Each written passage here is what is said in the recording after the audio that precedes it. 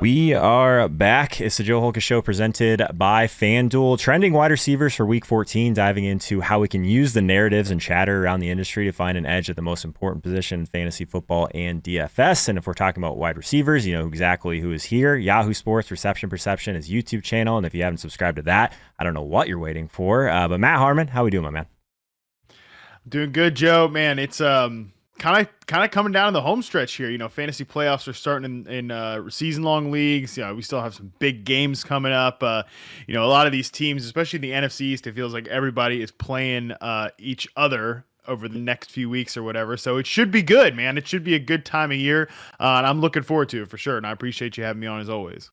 Of course, it's an exciting week because there's not really a ton to pay up for at running back, but wide receiver could be what really breaks this slate wide open. So let's just jump right into it. I think a lot of the intrigue this week is going to come from this Bills and Bucks game in Tampa. I'll actually be at this game, so selfishly, I kind of need to figure out the best way to play it from a DFS perspective. So we're going to talk through a couple guys in that game.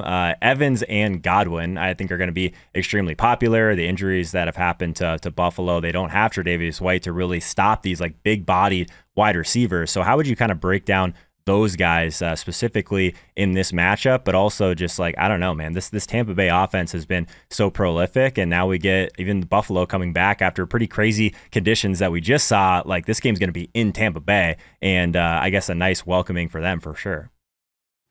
I know. Just on the Bucks side first, like the last three games, 8.7 targets per game for Gronk, 8.7 for Mike Evans, and then just over 9 for Chris Godwin. Nobody else more than 4. You know, this was like what we thought. Anytime somebody went down, anytime somebody's injured from this group, and we know that Antonio Brown has been out for quite a minute now, will be out for quite a while for a lot of reasons there. With this passing attack, once it's concentrated like that, man, it's just fire up all three of these guys. And Gronk, by the way, what is going on, good. Dude? It's fun. It's fun. I get that it's fun. But man, he's so expensive now. But you know that he's just gonna sit there and he's gonna get his like little slant, and he's gonna come in. He's gonna score at least one touchdown. He's gonna spike it. You're gonna be sitting there like wishing you paid $7K for him, man. It's the worst.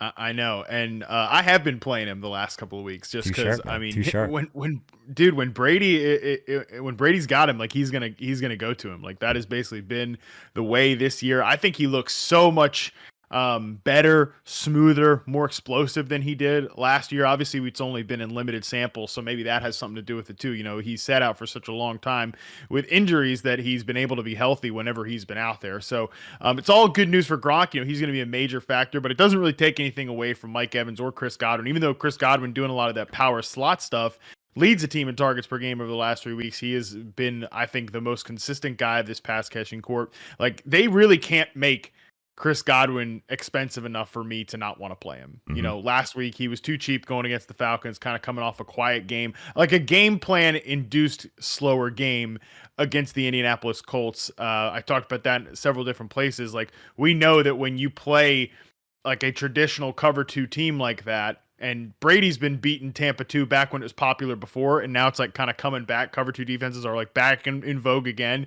He knows exactly what you do. You just pick on them with the tight end. You pick on them with the pass catching running back. Uncle Lenny and Rob Gronkowski went off against the Colts. Then we see it flip back to Chris Godwin's way. He catches 15 passes. Like, nobody does that in this day and age. Yep. But I think Mike Evans, this could be a smash performance for him. You know, he's been up there for sure with his average up to target is like not huge or anything like that over the last 3 games. Like, really, he's been much more of just a consistent, steady wide receiver. I was glad actually watching that game last week that they highlighted, you know, Mike Evans breaking off some really crisp outbreaking routes. I think he's very underrated, like as an actual separator. People look at him as just a big body receiver, and like folks literally couldn't get it through their brain that like, oh, he's going to be just fine with Tom Brady. Like, he's not just some jump ball receiver. He's just playing with Jameis Winston all these years. Like, I think this could actually be, as much as, like I said, you can't make Chris Godwin expensive enough for me not want to play him, but I could really see this being the big Mike Evans week. It's going to be tough to get off Gronk, even though he is as expensive he is. But I think of these 3 guys, Mike Evans actually might be my favorite play this week. Yeah, maybe the I guess the best idea is just to play all these guys together and see what happens, just because it is so Figure it out. concentrated and yeah, a ton of upside there. Yeah, I forgot about how once Brady signed with Tampa, everyone was worried about what was going to happen to Evans because Brady couldn't push the ball down the field, and man, that feels like a lifetime ago. The crazy thing about Gronk is he's actually top 10 in weighted opportunity rating. Seeing a tight end that's not Travis Kelce in that range is just completely absurd. So yeah, I think all these guys back in play. I think Evans is just almost always like the lowest owned of this group, but I could see this entire group getting steamed up a little bit. Stephon Diggs on the other side, easier bring back. Reeves made an argument in favor of maybe Cole Beasley this week, having a pretty decent matchup. Any thoughts on your boy Diggs? Last week had to have been a pretty crazy, I guess there's really not much to take from last week. Had a couple deep balls went his way, but I imagine that ball was probably just doing all sorts of crazy things. So coming back against Tampa, I mean, I got no problem with going back to Diggs either, I don't think.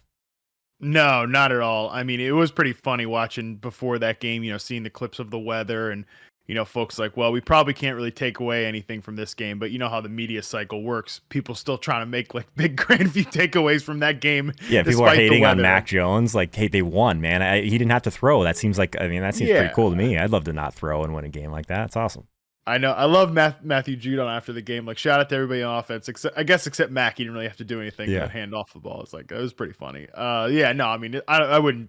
I don't think it's like it says anything about anybody on the Patriots other than man, Rondre Stevenson is good, and it's a shame that they spent like the 32nd overall pick on a glorified blocker in N'Keal Harry. That is always pretty funny when he pops up for something like that. But other than that, yeah, I mean, I'm not taking anything away from this game. The one thing I will say for the Bills, I'm totally cool with going back to Stephon Diggs. Like, Gabriel Davis is not really playing very often, but when he's on the field, it does seem like they're trying to get him the ball. He could have 2 touchdowns in that game.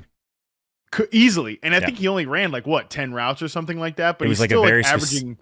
Yeah, I don't know much about routes. You know this, Harmon, but it looked like the exact same play, just on the other side of the field. Like the second time, like I don't know if he dropped it or they just missed him because of the wind or whatever it was. But when he scored, they literally ran the same exact play. What looked like to me, like later on in the game, and like those, if he's going to get those type of targets, like that's kind of nice. I'm not. I guess I'm pretty interested in that actually. Yeah, it's just tough. Like I said, I think he only ran like 10 routes in that game or something like that. He's not playing a ton. He's not playing over, guys like old Emmanuel Sanders, even though Sanders hasn't really done much in quite some time. I don't mind Reeves' call on Cole Beasley there because you would figure they're just going to be a negative game script like Dinkin and Duncan kind of. But, I think that they can get some big plays on the secondary. I think that would lead you to Stephon Diggs. And like I said, it's tough with the Gabe Davis thing, but part of me is, and I don't think he's a very good player. Number one, that's a whole nother thing too. The Bills could use somebody like Gabe Davis, but if Gabe Davis was good, like a big wide receiver, I just think he's such a limited player, and I think their moves and their actions this year would also say that he's a bit limited. But based on the fact they give Manny Sanders like just basically John Brown money to go be their new John Brown.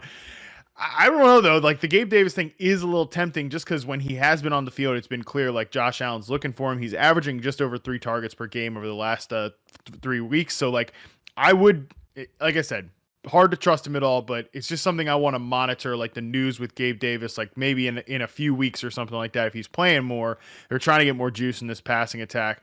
I would take a look at that. But yeah, Steph Diggs though, I mean, it's going to be tough for me to not want to play Brady. One of these pass catchers, really don't think you can go wrong with any of them, although Mike Evans is pretty tempting just because I feel like he'll probably be the least popular of the 3, as you mentioned, and then run it back with Stephon Diggs on the other side.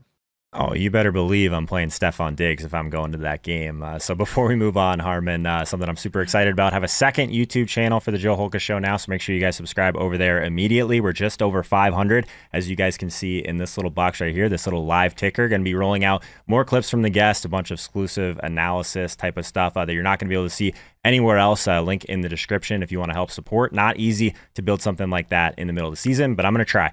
We're also going to try and talk about these Cincinnati Bengals wide receivers, specifically Jamar Chase, because Harmon, like that absolute bomb downfield that he dropped last week, we would be thinking about him completely differently, wouldn't we? I guess his price is still pretty nice from a DFS perspective. I guess think that the narrative isn't really going to show out if you're just looking at box scores.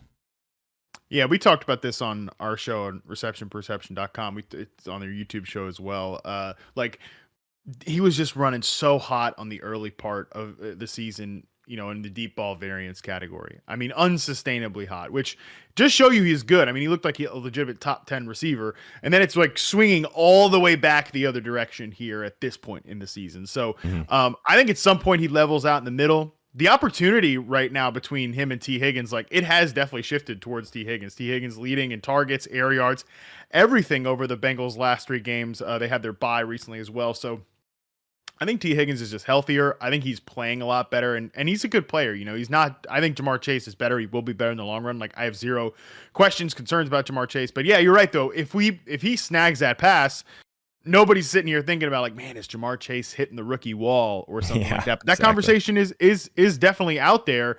Now, all that being said, I'm very tempted to go back to Jamar Chase this week. Like I said, if he snags that pass last week against the damn Chargers, like we're not having any conversations about this. And if T. Higgins is going to get more rostership, people are going to be on him more. These guys are pretty even, I think, to me, and from an opportunity perspective over the course of the season. And then Jamar Chase, like I said, it's just he hits on a couple of these big plays. Like you said, good night. He could be the reason that the slate flips on its head. Yeah, even from a data perspective, if we were to simulate this slate 10,000 times with Run the Sims, Jamar Chase is actually further ahead in the optimal rate than T. Higgins, even at that $7,200 price tag. So I definitely think that he is back in play this week. Is there anything that San Francisco can do to maybe slow him down a little bit? Like this game on the surface doesn't seem to be that intriguing, but I'm open to being wrong on that one for sure. Is there anything that you think that they can do to kind of, continue to slow him down, or at least, have him kind of skew back towards like that mean in terms of the deep balls?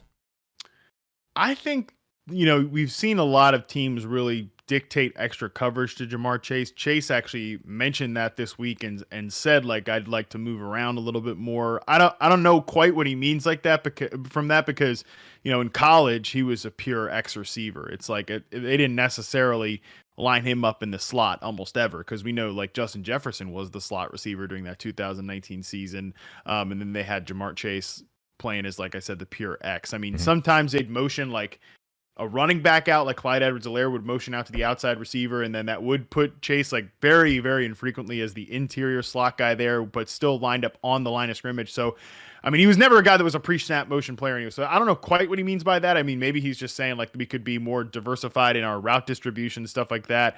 They're just, you look at the rookie report on receptionperception.com, like a lot of the routes he's running are just straight up, down the field patterns. So maybe just some more layups there in Jamar Chase's, portfolio would be better. I think there's a lot of ways they can do to get him loose from that type of coverage, everything like that. But also, I still maintain that this 49ers secondary is a place to attack. We saw Russell Wilson have probably his best game. Maybe he was, from a fantasy perspective, he was better, I think, in that Washington game. But from a pure passing perspective, I think he was much, much better against the 49ers last week. I don't know about you, Joe. I had to play Gerald Everett in one of my season-long teams, so I felt this extra hard. But I've never thought, like, dude.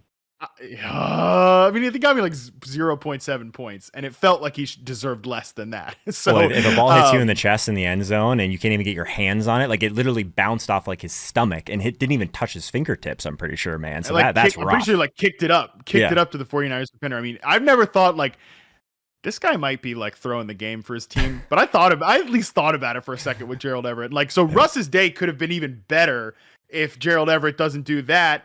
Doesn't fumble on the first drive, and then fumble inside the 5-yard line, a little like a pop pass thing there too. So there was a lot more meat on the bone for the Seahawks to expose against the 49ers. As long as the protection holds up, because man, like Nick Bosa looks great right now for the 49ers. As long as the protection holds up for Joe Burrow, I do think this could be a game where they break off some explosive plays against this 49ers secondary, and that could go to Jamar Chase, which is why I think I am so tempted to play him, just because I still believe that is a matchup to exploit Josh Norman, some of the guys there. I think you can get over on these players for sure. Yeah, I think the best part about Jamar Chase is he's 7,200. He's the exact same price as Mike Evans, who's going to be popular. He's the exact same price as Mike Williams, or a little bit more expensive there. Even Chris Godwin for like 500 more. Yeah. So he kind of ends up being in kind of that dead zone from an ownership perspective, and you could end up catching a big play at sub 5%, sub 10% for sure. And that's definitely something that we want to do in tournaments.